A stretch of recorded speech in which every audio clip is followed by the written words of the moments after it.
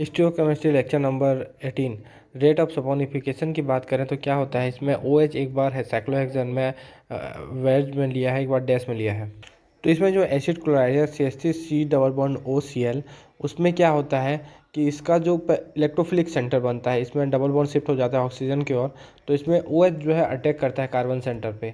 तो उसमें क्या होता है, कार्बन सेंटर पे अटैक करता है तो क्योंकि एक बार OH वेज में एक बार डैश में, तो एक बार वो एक्सियल से अटैक करेगा और एक बार क्या करेगा, इक्वेटोरियल से अटैक करेगा।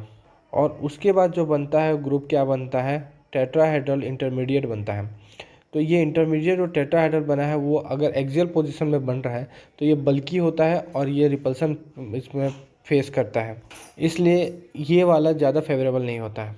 और इसके कंपैरिजन में जो इक्वेटोरियल में बनता है वो टेट्राहेड्रल क्या होता है, कम लेस क्या फील करता है रिपल्सन, ये फेवरेबल होता है। अब इस इंटरमीडिएट में क्या होता है, अब यहाँ पर जो ऑक्सीजन के ऊपर माइनस चार्ज आया है वो वापस आता है, ऑक्सीजन चार्ज वापस आके डबल बॉन्ड बनाता है और क्लोरीन को निकाल देता है। और ऑक्सीजन में जो प्लस चार्ज आया है और जो वो प्लस चार्ज आया है वो क्या करता है, वो उससे जुड़े हुए एच बॉन्ड को अपनी ओर अट्रैक्ट करता है, उसके बॉन्ड को। और क्योंकि वहाँ पर जो पिरिडीन है वो क्या करता है, बेस मीडियम में जो प्रोटॉन को अपनी ओर एक्सेप्ट कर लेता है, इसलिए एच को अटैक कर लेता है। ऑक्सीजन में जो पॉजिटिव चार्ज है वो एच और उसके बीच जो बॉन्ड है उससे वो फुलफिल हो जाता है और यहाँ पर प्रोडक्ट जो है एस्टर बनाता है। तो एस्टर कौन सा प्रोडक्ट देगा, क्योंकि इंटरमीडिएट स्टेप में वो इंटरमीडिएट फेवरेबल है जो इक्वेटोरियल में है, तो इसलिए इक्वेटोरियल प्रोडक्ट मेजर होता है और ज़्यादा स्टेबल होता है। और इसका जो सपोनिफिकेशन का है, जो इंटरमीडिएट जो है, इन जो टेट्राहेड्रल है वो जो इक्वेटोरियल पोजीशन में है वो ज़्यादा स्टेबल होगा और इसलिए इसका जो रिएक्शन होगा इक्वेटोरियल पोजीशन वाला फास्ट होगा। तो सपोनिफिकेशन का इक्वेटोरियल वाला पोजीशन रेट फास्ट है।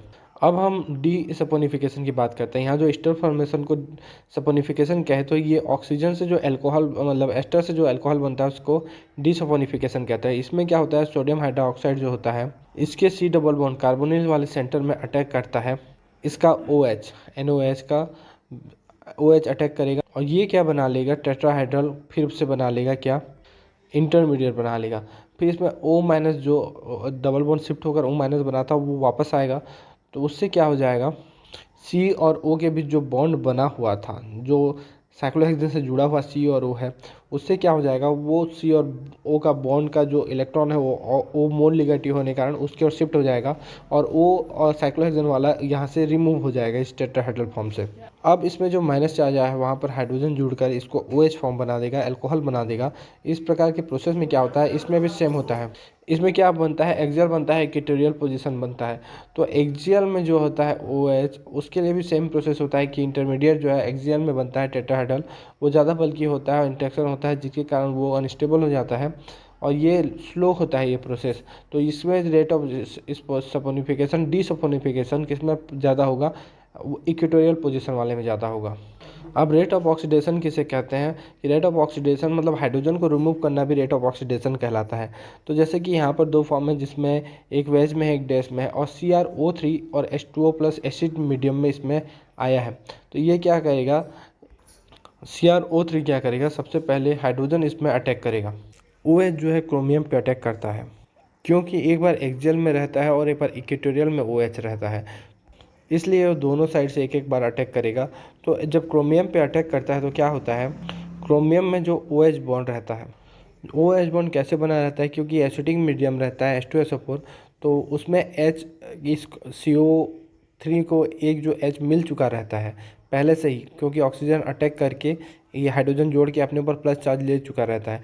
तो जब इसमें अल्कोहल मतलब OH जो अटैक करता है साइक्लोहेक्सेन में जुड़ा हुआ रिंग का, तो ये जो प्लस चार्ज आया था OH में वो उसकी और डबल बॉन्ड शिफ्ट होकर उसको न्यूट्रल कर देता है और ये साइक्लोहेक्सेन रिंग से क्रोमियम से जुड़ जाता है। इसके बाद क्या होता है, डबल बॉन्ड O जो है वो नीचे वाले हाइड्रोजन से, जो रिंग के हाइड्रोजन है, उसको क्या करता है, अपना बॉन्ड तोड़कर अट्रैक्ट करने की कोशिश करता है, क्योंकि बॉन्ड टूटने के कारण ऑक्सीजन में माइनस चार्ज आता है जिससे ये रिंग से जुड़े हुए हाइड्रोजन को अपनी ओर अट्रैक्ट करता है। और क्रोमियम में इस डबल बॉन्ड O के डबल बॉन्ड टूटने के कारण प्लस चार्ज आता है, जिसको क्या करता है, साइमल्टेनियसली ये ऑक्सीजन और क्रोमियम के बीच जो बॉन्ड बना हुआ है उसको तोड़कर वो उसको कवर करता है। इस प्रकार क्या होता है कि यहाँ से हाइड्रोजन जो प्रोटॉन है उसको वो क्रोमियम से जुड़ा हुआ डबल बॉन्ड का ऑक्सीजन जो बॉन्ड तोड़कर माइनस चार्ज लाया है अपने ऊपर वो ले जाता है, और इस हाइड्रोजन और साइक्लोहेक्सेन के बीच जो बॉन्ड बना था वो डबल बॉन्ड बन करके ऑक्सीजन के बीच में आ जाता है। इस प्रकार ये जो फॉर्म बनता है अल्कोहल से का ऑक्सीडेशन हो जाता है, हाइड्रोजन रिमूव हो जाता है। इस फॉर्म में क्या हो रहा है कि एक बार एक्सियल में बन रहा है, एक बार इक्वेटोरियल में बन रहा है ये चीज़। लेकिन हम बोलेंगे कि यहाँ पर क्या हो रहा है, एक्सियल वाला फॉर्म ज़्यादा क्या है, फास्ट है। यहाँ पर ऐसा क्यों हो रहा है, क्योंकि हम जानते हैं इक्वेटोरियल वाला हमेशा फास्ट रहता था। यहाँ पर एक्सियल वाला फास्ट इसलिए हो रहा है क्योंकि यहाँ पर जो सी एच बॉन्ड ब्रेकिंग है, लास्ट में जो सी एच बॉन्ड टूट रहा है वो क्या है, RDS स्टेप है, रेट डिटरमाइनिंग स्टेप है। तो इसमें क्या हो रहा है कि H जो है इक्वेटोरियल में है और O जो है एक्सियल में है। तो जो ये H है ये मोर बल की पोजीशन में जुड़ा हुआ है, मतलब यहाँ पर हिंड्रेंस बहुत ज़्यादा है। तो ये क्या करना चाहता है, ये यहाँ से अपने आप को दूर करना चाहता है। और जबकि जब इक्वेटोरियल में O जुड़ता है तो हाइड्रोजन को उतना प्रेशर नहीं रहता, रिंग में उतना स्ट्रेन नहीं रहता। तो इस पोजीशन में जब स्ट्रेन आता है तो ये हाइड्रोजन क्या करता है, इजीली अपने आप को रिमूव करवाता है और सी एच बॉन्ड इजीली टूट जाता है, इसलिए RDS फास्ट हो जाता है और यहाँ पर रिएक्शन के लिए एक्सियल फेवरेबल हो जाता है। अगर रेट ऑफ सॉल्वोलाइसिस की बात करें तो क्या होता है, COOH ग्रुप जुड़ा हुआ है, एक बार वेज में जुड़ा है, एक बार डैश में जुड़ा हुआ है। तो हम इसका क्या बनाएंगे, एनायन फॉर्म बना लेंगे, और एनायन में जो ज़्यादा स्टेबल होगा वो क्या होगा, वो ज़्यादा एसिटिक होगा। तो कौन सा ज़्यादा एसिटिक पूछा हुआ है, तो सबसे पहले हम इसको एनायन बना लिए। एक बार एनायन वेज में होगा, एक बार डैश में होगा। वेज में होगा तो क्या होगा, सॉल्वोलाइसिस के प्रोसेस में मेन क्या होता है, हाइड्रोजन जो है आपस में आ करके इसमें हाइड्रोजन बॉन्डिंग करने लगते हैं और इसको सॉल्वोलाइसिस कहते हैं। तो यहाँ पर जो है एक बार जब एक्सियल पोजीशन में रहेगा ये COO माइनस ग्रुप, तो इसमें क्या होगा कि अगर सॉल्वोलाइसिस होता है तो ये थोड़ा बल्की हो जाएगा और हाइड्रोजन से इसका जो अटैचमेंट होगा उसके कारण इसमें क्या होगा, थोड़ा प्रॉब्लम आएगा और हिंड्रेंस आएगा, रिपल्सन होगा। तो जिसके कारण ये फॉर्म फेवरेबल नहीं होगा। उसके जगह जस्ट अपोजिट दूसरा फॉर्म फेवरेबल होगा सॉल्वोलाइसिस के लिए, क्योंकि वो इक्वेटोरियल में है तो उसमें सॉल्वोलाइसिस होगा तो कोई प्रॉब्लम नहीं होगा, ये मोर स्टेबल हो जाएगा। तो हम क्या करेंगे कि ये फॉर्म ज़्यादा स्टेबल होगा तो इसका क्या होगा, एनायन भी ज़्यादा स्टेबल होगा, और इसका एनायन ज़्यादा स्टेबल होगा तो वो मोर एसिडिक हो जाएगा। जो ज़्यादा सॉल्वोलाइसिस देता है उसका एनायन ज़्यादा स्टेबल और ज़्यादा एसिडिक होगा। तो इसका अगर पीके वैल्यू को देखें तो इसका 7.79 पीके वैल्यू देता है, किसका, इक्वेटोरियल पोजीशन वाला, और जो एक्सियल वाला है वो 8.29 देता है। जो पीके वैल्यू जितना कम होता है उतना ज़्यादा एसिडिक होता है मॉलिक्यूल। अगर नेक्स्ट कॉन्सेप्ट की बात करें तो साइक्लोहेक्सेन दिया है जिसमें हेटेरोएटम O जुड़ा हुआ है और उसके ऑर्थो पोजीशन पे OMe जुड़ा हुआ है। तो इसमें क्या होता है, ये कितने फॉर्म में प्रेजेंट रह सकता है उसको पूछा है, और कौन सा फॉर्म स्टेबल है वो पूछा है, और कौन सा ज़्यादा रिएक्टिव है उसको पूछा है, और प्रोडक्ट क्या मिलेगा उसको पूछा है। तो इसमें देखते हैं कि जब यहाँ पर CrO3 दिया हुआ है और H2O हुआ है, मतलब कि यहाँ पर भी ऑक्सीडेशन का प्रोसेस करने बोला है। फर्स्ट स्टेप में ऑक्सीडेशन होगा।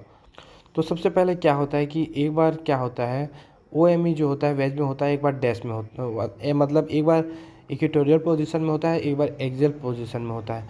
तो जब ये इक्वेटोरियल पोजीशन में होता है तो हाइड्रोजन जो होता है एक्सियल में होता है, तो उसका हाइड्रोजन का जो सिग्मा बॉन्ड बना है उसके अपोजिट में एक सिग्मा स्टार प्रेजेंट होता है। तो उस सिग्मा स्टार में क्या करता है, ऑक्सीजन और OMe का जो लोन पेयर है, ये दोनों लोन पेयर अपना डोनेट करने की टेंडेंसी रखते हैं लोन पेयर को। तो यहाँ पर लोन पेयर और सिग्मा स्टार के बीच बॉन्ड बनने लगता है, इलेक्ट्रॉन ट्रांसफ़र टेंडेंसी आती है। तो ये सेंटर क्या हो जाता है, मोर रिएक्टिव हो जाता है, क्योंकि दूसरा सेंटर में क्या होता है, जब लोन पेयर जो होता है वो सिर्फ OMe का डोनेट कर पाता है, क्योंकि अभी जो H है वो इक्वेटोरियल में चला जाता है, जैसे सिग्मा स्टार ओनली O के साथ लोन पेयर के साथ क्यों क्या रहता है, अब उस सिमेट्री में नहीं आ पाता है, उस अलाइनमेंट में नहीं आ पाता है कि वो दोनों आपस में बॉन्ड बना लें। जबकि OMe बस बचता है। तो पहले ऑक्सीजन और OMe दोनों ही लोन पेयर डोनेट कर पा रहे थे, और यहाँ पर ओनली ऑक्सीजन ही डोनेट कर पा रहा है। तो ये ज़्यादा स्टेबल फॉर्म है। ये जो मतलब कि एक दूसरे से क्या है, ये एक्सियल फॉर्म ज़्यादा स्टेबल है, लेकिन रिएक्टिव फॉर्म कौन सा है, जहाँ पर कि OMe इक्वेटोरियल में प्रेजेंट है।